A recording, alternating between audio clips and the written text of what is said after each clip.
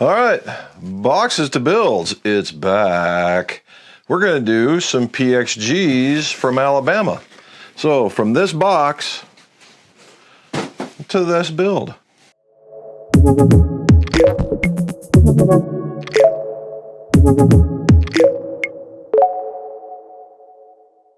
Welcome back to the McGolf Shop. Jim McCleary here, and we are going to do a boxes to build episode where we are going to take some PXG 311 heads and we're going to shaft them up with some KBS tourVs. Now the KBS tourVs, is you may have heard that the shaft companies are having difficulties getting stuff, right? Just like everybody else.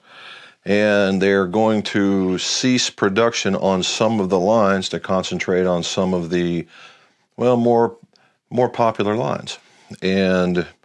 And that's what we're seeing now. So when we did this and our friend from Alabama decided that he wanted these tourVs, the 8-iron was gone. Where's the 8-iron go? I don't know. I get the 7, I get the 6, I just don't get the 8.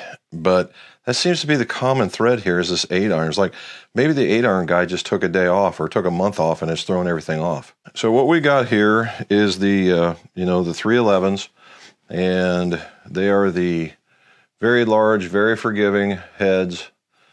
They have, I would say, a medium-low offset on them, a fairly wide sole, and you see it's got a little bit more relief on this guy, and tons of little black weights, so you can redistribute the weight, add weight, whatever it is you want to do in order to make it feel better. Now this is new. I haven't seen one of these before, and I don't know if this is the real paint, because normally PXG doesn't go with a lot of color. However, we have a wedge, and it's a PXG 311 forged wedge.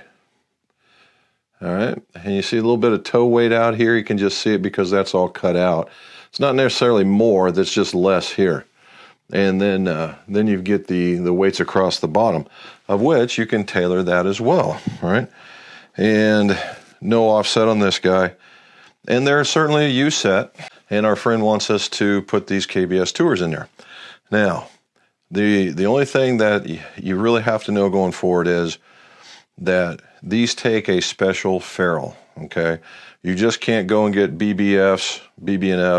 You can't just order up some from, and just get regular ferrules. These are PXG taper-tipped ferrules, and they come with a little end cap on them, and they have a lot extra shoulder in order to make up for that. And I'll show you here in a little bit. What normally happens is a club maker will make the mistake of, well, I can just use one with a collar on it, and the collar is significantly less than what it needs to be. What these become are centering ferrules. Because of the way that the hosel is made on this guy, it gets wider at the top, and it takes taper tip to a whole new meaning. And you need this centering ferrule in order to lock it in at center. And centering ferrule, right? And that's what we're going to do. So this format's going to be just a little bit different. I'm going to walk you through. I've already measured the heads for weight. I've measured the grips for weight. And the weight on the pure grips were a 2-gram swing. Now it's only 2 grams, like half of a swing weight point. Well, he's asked for a D4 swing weight, so we need to be very particular in that. So again, light to heavy as much as we can, and all these different things. And then we have to make sure we have a very, very good separations in our weight. So the format that I was talking to you before, I'm going to take you through, we're going to talk you through, as I'm showing you how to do this, of what happens when people send stuff to me and things that we need to do in order for these things to be better when they go back out. All right, so let's get started. So what we're seeing here is getting ready to spine before the flow. In order to do that, I've got to put my PVC jig into the vise, and we got to get started. So what I need for this is my Sharpie pen and the other, what we call the idler pulley, in order to pull down. And you see I was just turning that, and then what I do is I find the top and we mark it off. And that's what we're going to do to each and every one of these. And that's all part of getting started with the beginning of the entire build. Like I told you, we already weighed, we already took care of a lot of the issues, and this is all part of the beginning process in order to ensure that the clubs and the components are correct prior to putting the assembly. And that, you can call this the assembly process. However, this is, making sure that you've got all your parts, just like when you're putting together your stereo with the instructions, and ensuring that you're going to be able to, have a good product when you're done putting it together. Now that you've seen me do this, we're just going to speed it up until we get to the end.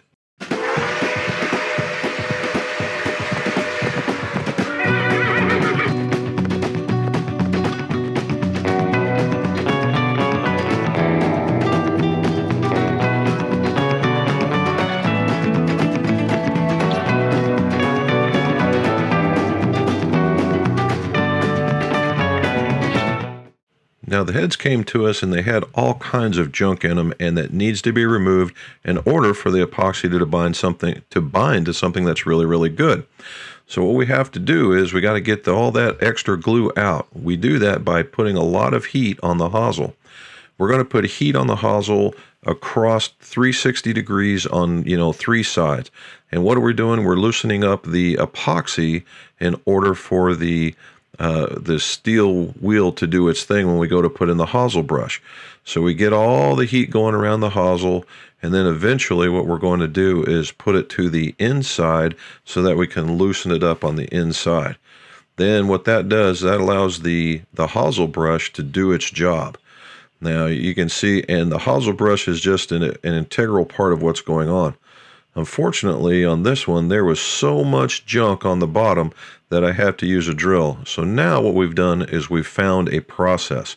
Now I want you to take a look right there. Take a look at that and see how big that pile grows as we speed this up. So let's get our process going. We're going to use heat, we're going to use a hosel brush, we're going to use a drill, and we're going to get all these guys emptied out.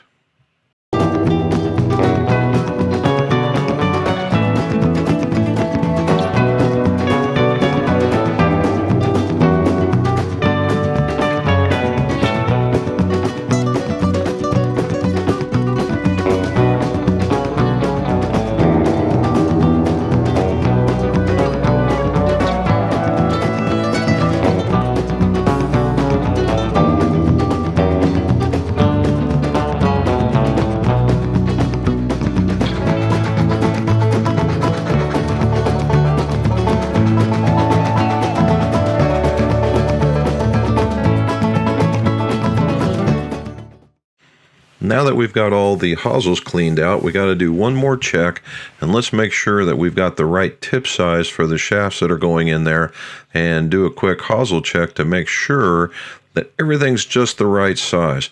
You never want to get quite caught off guard with these things, and you're just doing a double check because just every once in a while you get one in there that might be tight, might be loose. Now what we're going to go do is we did the spine, now it's time for the flow. Because these were taper tips going into a larger hosel, you saw I had a piece of rubber band. It's a little different than the fishing line, and it's a little bit bigger to absorb that extra area that was needed in order for the head to stay on correctly. So I used the spine line in order to put the head up at a 12 o'clock position. And then what I also do is I put in a mark at the length in order to do what you see right here. And what this becomes is a twofer. So I get to check not only the frequency or the flex of this, now I get to check the flow. And if you get to see, there's a little red dot at the very end on the wall, and that's what I'm looking for. And flatline oscillation, right? Flatline oscillation is flowing, and that's what we're looking for to make sure that guy goes up and down. Then I make my mark, and now I know where to assemble it, and it goes over to where the gluing bench is going to be. So we're going to come back and we're going to do this one more time. Okay, this bears repeating just a little bit. We have our rubber band to take up the space between the hosel and the head, and then we push it down so that it's seated all the way into the bottom of the hosel.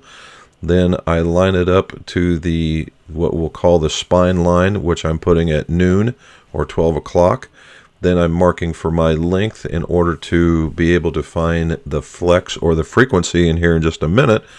I put it into my clamp, and I'm using a clutch clamp so that it is performing the same pressure each and every time. Then I check my frequency to get my flex. I want to make sure that I am, that the flex is progressing properly, and making sure I don't have a big time outlier. And then what I'm going to do is I'm going to put on my laser, and I'm going to put on and check for the flow one more time. Now, just like last time, we're going to speed some of this up so you can see it one or two more times.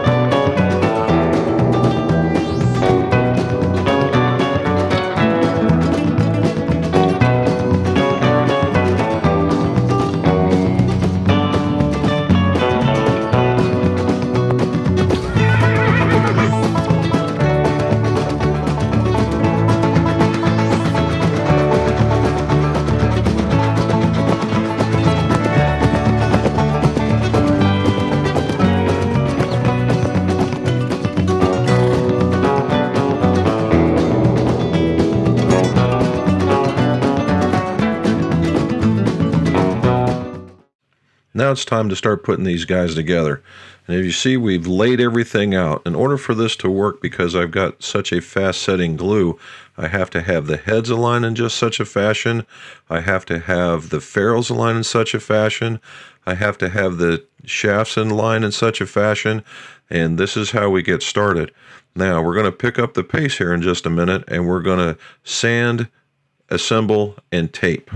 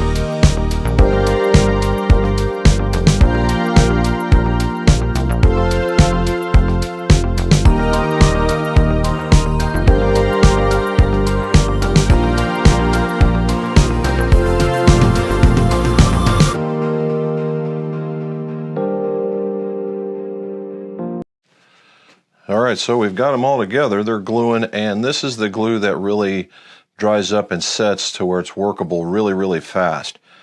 Now the cure is still a long time, which means it's solid. our friend from Alabama is not going to be picking them up anytime soon, so I'm not in an extraordinary hurry to make it go. But if I want to get it done, yeah, I could do it. If not, well, we're going to take the quick, slow process, so to speak. So you saw what we went through for the assembly process, and I can't stress enough, this is one of those types of jobs where if you get it right in the beginning, you most likely get it right in the end. So we're going to let them cure. I've got to do a little cleanup, so wait for me tomorrow and we'll finish this job. So see you tomorrow.